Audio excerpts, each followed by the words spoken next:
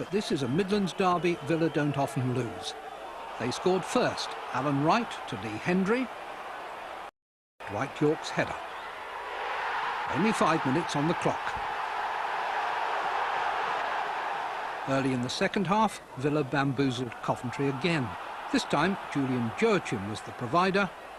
York took his total for the season to 13. Just on the hour, Coventry lifted home hopes. This one was signed Noel Whelan, all his own work. Very good, but not good enough for a point. Villa's 7 league games under John Gregory have produced 6 wins. 8 bookings, 2 sendings. Dwight York restored the Villa fans' pride with 2 goals at Highfield Road. York headed Villa in front after just 5 minutes. Early in the second half, York struck again to continue the excellent form Villa have shown since John Gregory replaced Little. When Gregory arrived, they were struggling badly. Now, Villa are challenging for UEFA Cup place. And Villa's 5th successive victory at Highfield Road looked likely after York met Julian Joachim's cross for his 13th goal of the season. Coventry have also been eyeing a European place next season. A wonderful goal from Noel Whelan brought the Sky Blues back into the match. But they couldn't gain an equaliser against their local rivals. Coventry may have won in the Cup. Villa completed the double in the league. Coventry 1, Aston Villa 2. West Ham had a good result against Coventry had a bad result against Aston Villa, who were their bogey side. John Gregory has taken them from the verge of relegation to the verge of Europe. They're just a place, well, 8th now, a place behind West Ham. I think he's done exceptional, hasn't he? I mean, he's at Derby with me. He's another man that is very, very clued in and knows what he wants, and that's what he expects. And he goes out, he trains them hard, does the right thing, and the results have turned around.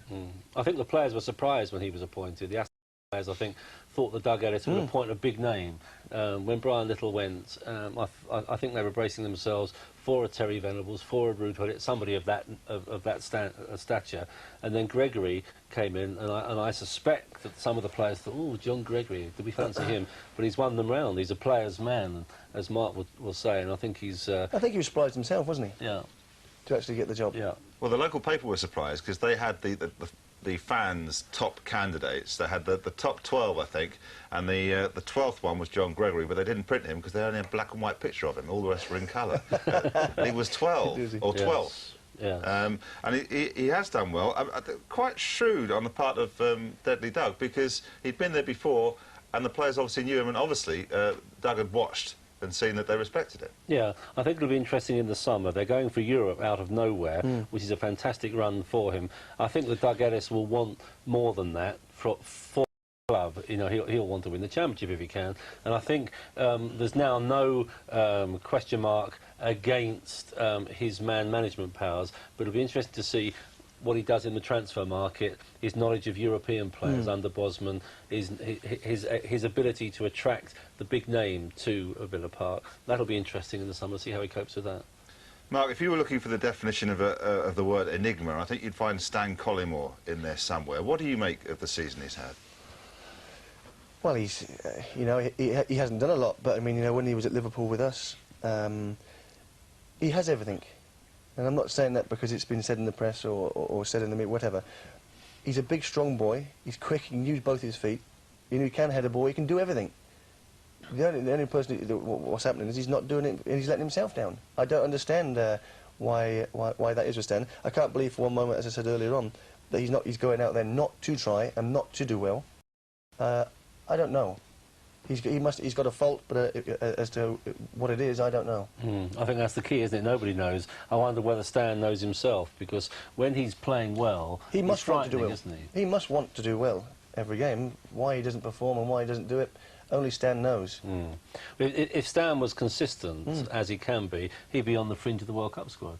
I think if Stan is up for every single game and doing the things that everybody knows he's capable of, not only in the squad, he might be in the team. Because Stan Collymore on his day is frightening.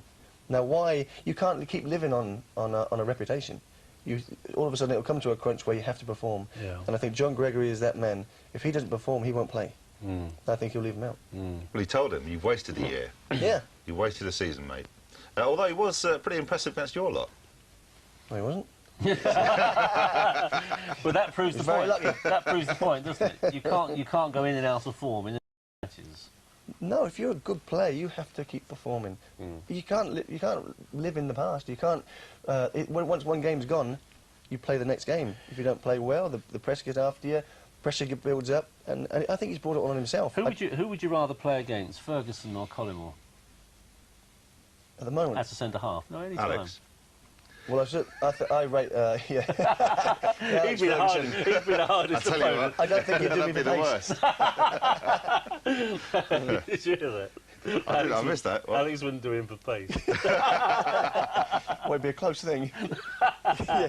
I'd prefer to probably play against Sten. Yeah. Only because Duncan Ferguson is up for every game. Every game he plays. And you know you're going to get battered, you know he's going to win a lot of headers. And the frightening thing is if balls start coming in the box, then you can't mark him. Yeah. When he played against Arsenal, he scored a phenomenal header. And, and he's great. More on his day would be very difficult to mark.